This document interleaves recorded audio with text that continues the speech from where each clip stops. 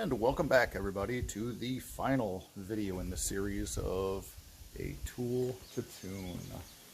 So we have our old target that we've been running this whole series on. The one's back from June 7th where we got the crown cut. And now we have the crown cut on this barrel and polished. So we've got the remaining bullets of the Hornady Black, the remaining 62 grain PMCs and 55 grains. I've got the remaining TUL ammo, the TUL ammo, the steel cased ones. And we're going to take the last shots with those last bullets. These spots are 1.5 inch across.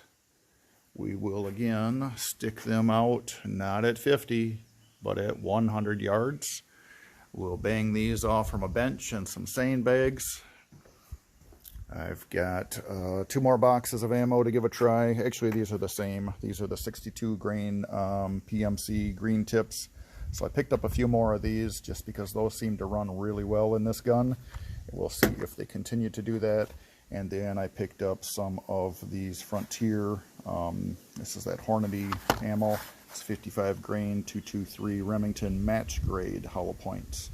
So we'll give this brand and this weight a try and see how that runs out of this Colt. Again, this was a 5.56 NATO 1-in-7 twist. The crown on this was absolutely horrid. It was like they threw a handful of rock set thread locker on the end of the muzzle, spun on this flash hider, and then left a mess of goo on the end of the barrel. So I've got the scope. That is still in the soft side bag. We'll toss that back on the rear. We'll mount it back up on the lower. Again, I've brought up what is in the box. We have the Bear Creek 5.56 upper. So I've got that slick side of my own setup with a 2x7 crossfire on it. OSS suppressor tossed on the end, and just for fun, because Grendels are always fun, I've got a Ruger American in 6.5 Grendel. Again, another 2x7x32 crossfire, mounted up in another UTG. This is a quick attach scope. I tossed this one between different platforms, but right now it's residing on my 6.5 Grendel, and we're running the Hornady Black ammo in that one. So, but for now, we're going to finish off this Colt series 5.56, see if we can't get that thing to run. Got some range coffee out here, so it's nice and warm today, so the coffee's staying warm. We've got our hearing protection. I've got eye protection in my bag. And what else? Oh yeah. So we've got the original ammo that we were running on this test. So we'll finish off the last rounds that are in here. I've got some 6.5 Grendel ammo. Maybe I'll throw that up as a comparison of differences between the 5.56 and the 6.5. Also in the range bag we have cleaning cable kit if we need to clean anything. Did not pack any snacks because it is probably about 85, close to 90 degrees. And my candy bars would melt in these candy bar holders.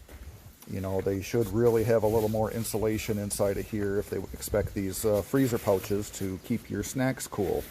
I don't know. I'll have to write the manufacturer on that, just because it's, you know, some things that you could do a little bit different to keep your provisions lasting you longer in the field. Over on this side, we have safety glasses. We have earplugs. I'll probably put those in since I am underneath this pavilion, and it does get quite loud. Got a range finder in here too, so if I end up finding myself at an unknown distance, that I can range it out versus walking it out. The other side of my bag, I have clear tape, because you can either mark all of your holes with a marker, or quick tip is peel off a little clear tape, stick that over top of the hole. You can still see your shot, you can still see your placement, but if you happen to stick a bullet back in that same hole again, that tape will be ripped. So it's a way of marking your holes without necessarily throwing hash marks all over everything. Shooting spots, occasionally I'll buy these actual orange ones, but I find it a lot more economical to go to your local I don't know, supply store that sells office equipment, and these little 3/4 inch round spots work pretty slick. Pretty sure those are 3/4 inch round. Yeah, 3/4 of an inch. So that's a pretty good sight. Or an 1.5 inch magic marker. Trace around whatever you've got that's round. Staple gun. Brass catcher for semi-auto, and spare staples. Also have a couple of wrenches in here, odds and ends. Just today is a pretty quick range day. I got the rusting out mini truck van thing that I haven't replaced yet. I've been vehicle shopping, so one of these days I'll cough up the cash and update my vehicles, but I probably have more in tools laying on the counter here and ammunition than what replacement value is of that buggy. But let's get things put together. We'll toss a scope on this. I'll grab some sandbags and let's finalize this series. I'll be right back. All right, we got the scope tossed back on. Don't know if it's zeroed yet, so I am going to zero things with this Frontier ammo on the far left side of our targets, and then I'm going to proceed with the Hornady Black, the 75 grain, back into the 62 grain green tips, the 55 grain Full Metal Jacket bolt till, and then back into the steel case 223 REM. And then I'll toss in the 223 55 grain bench rest, again at the far side of the target. Again, the first couple of rounds are going to be through the barrel. One, because we just recut the crown and polished it, so that way we throw a little bit of carbon, lead, and other things on it to kind of pre-season it, I suppose. And then I want to zero my scope. Where before, the last round that I had, it was just toss the scope on raw, cold, and run it and see where they land. So this one I'm going to go a little bit more accurate, because hopefully at the end of this video today, I take my empties, I remove my magazine, and I stuff this gun back into the soft case and return it to my uncle in a lot better working, functioning condition than what it got sent home with me. So we'll throw on some additional hearing protection. I'll load up my magazine. I will get this thing sighted in, and I think I'm going to do just a shortened version, maybe one round of shooting, and then we'll just cut to the end, stick everything together, try to keep the video under 15 minutes if I can. Stay tuned. Alright, here we are at 100 yards. These were my first 3 shots. Can't tell if I can't quite see my screen, but anyway, the first, second, third. I made a scope adjustment, my 4th and 5th. So I think I need to split the difference of my down and my left, and that ought to put me about right on target. So again, these were the Frontier, the match grade.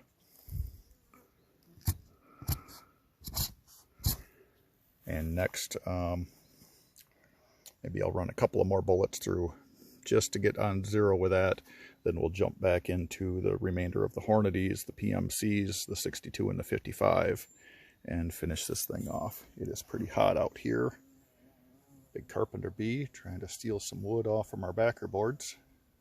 Build a nest or whatever carpenter bees do with wood. But typically they will leave you alone as long as you don't try swatting them or they perceive you as being a threat. So let's head back, get out of this heat. Alright, these are the final sight-ins at 100 yards using the Frontier ammo. As you can see from the flags, it's fairly windy. It is pretty much an east wind, but because of our tree line, what we're getting is a downdraft. So we'll see how that affects the bullets. As you can see, the wind kind of shifts and shuffles around a little bit, and that's because of what it's doing 30 feet up, coming across the tops of the trees. So 3 rounds loaded, 100 yards, Frontier match grade ammo. I went back quarter inch at 100 yards per click on the scope adjustment. So I went back up 1 click and I went to the right 1 click. So that should put me about where I want to be on my 0. And then we'll start running back through the other ammo and see how that does for accuracy after recutting the crown and polishing the crown. So let's load it up. Got hearing protection, got my safety glasses on. See what we can get.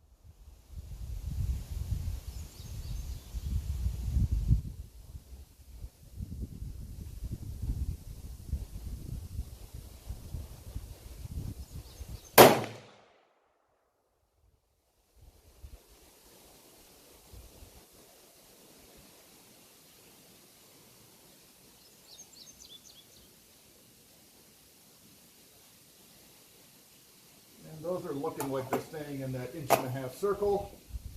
So I'm happy with the way the scope sits. Now let's move on through our function test. Hornady black. Alright, I've already gone through the Hornady black, the 62 grain, the 55 grain, X-Tac. Up next is the steel cased ammo, 55 grains. Again, it's pretty windy out, and I've been running them through 5-round groups. Run them through, pull the magazine out, load the magazine, and run the next 5 rounds. So the gas block and the barrel are pretty hot, probably 160, 180 degrees right now on this gas block. I can touch it, I can't keep my hand on it very long. So the gun definitely is warm. We'll run the TUL ammo, and then we'll do 5 last on the Frontier on the far right side, so that way we've got a baseline of cold bore versus hot bore with the match grade Hornadies.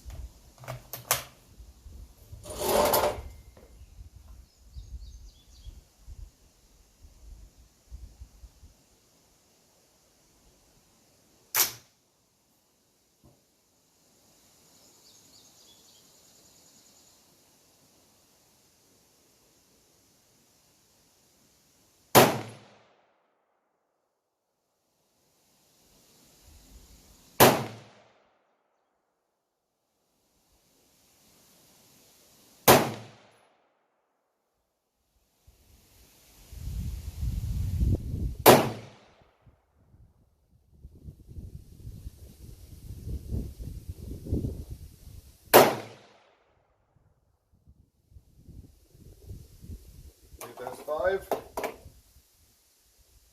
Both held open.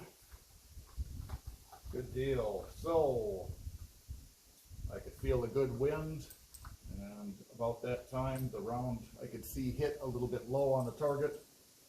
4, here's the 5th. Get these things stuck in the magazine, throw those down range. See what the match grade ammo does from Frontier, running the Hornady bullets. And then I'll swap uppers around just for grins. Throw that Bear Creek upper on and try that same Frontier ammo, just kind of as a little bit of a baseline.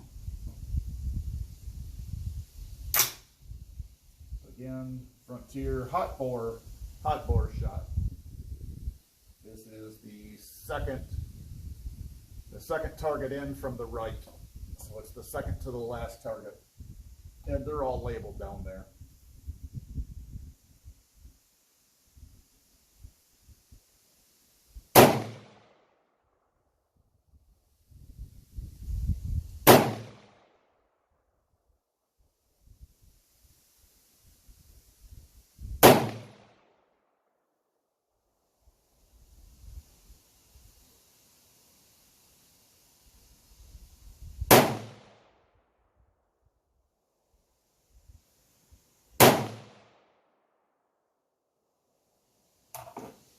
That's 5.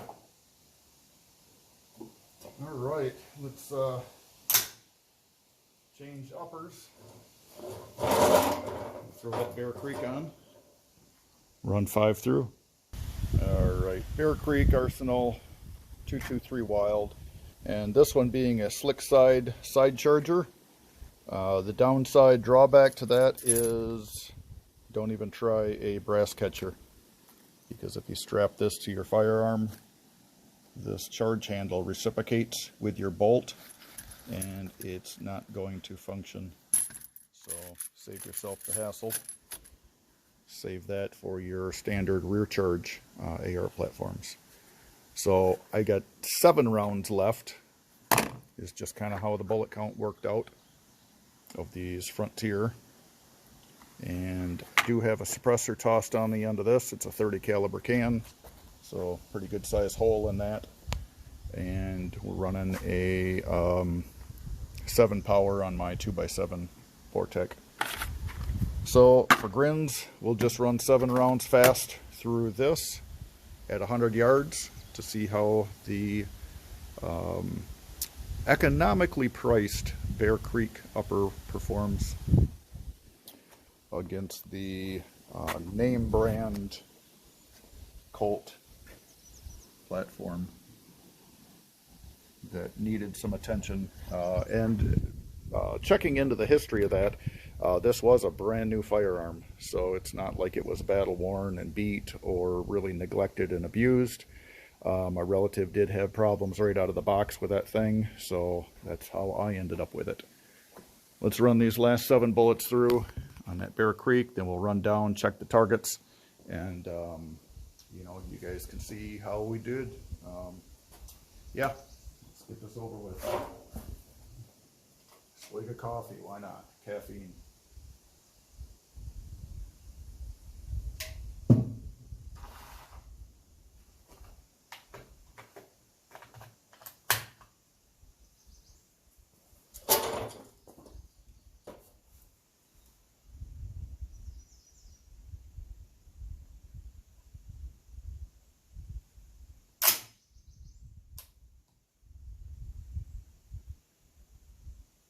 And this will be for the target on the right.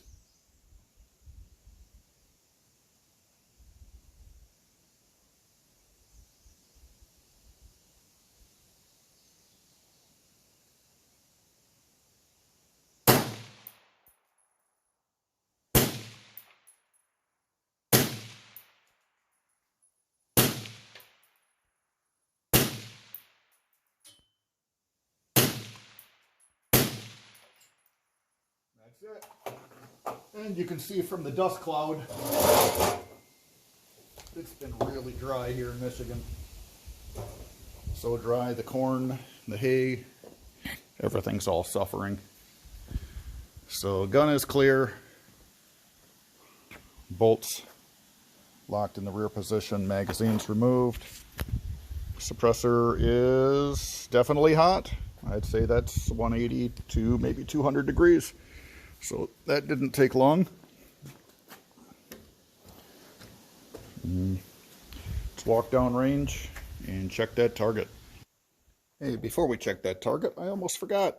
Just going to run some 6.5 Grendel ammo down there just for good measure. So I've got the Ruger American bolt action in 6.5 Grendel. Got 3 rounds loaded of the Hornady 123 grain black. We will get this. I don't have a sight in or a target. I'll just aim to the right of my last group, and then we'll see if I can hold a decent group of these or not. I've got the. All right, that's in. That's in. Safety's on. 30 cal suppressor is back installed.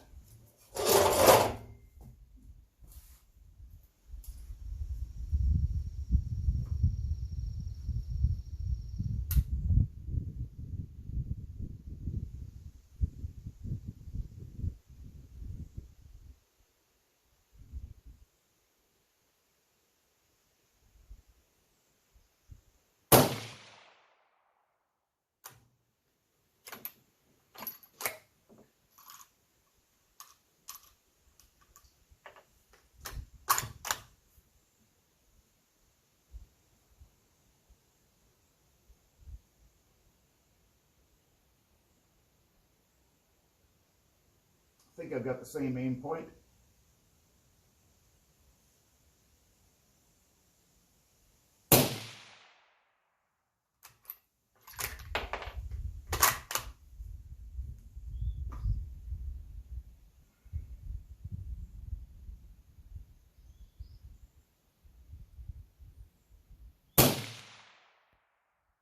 That one might have jumped a little bit.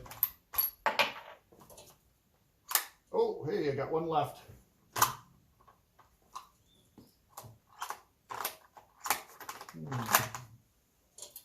Rugers do not feed very well. Even trying with the Alexander Arms magazine. Still, it's not a very smooth action.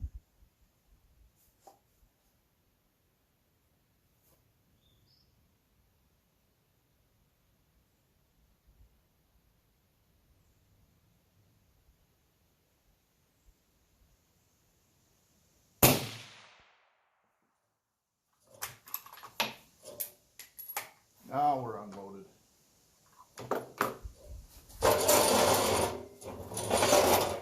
Let's go check a target.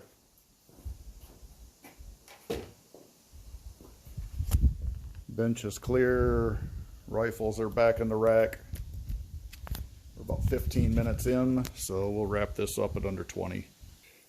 All right, here we are back.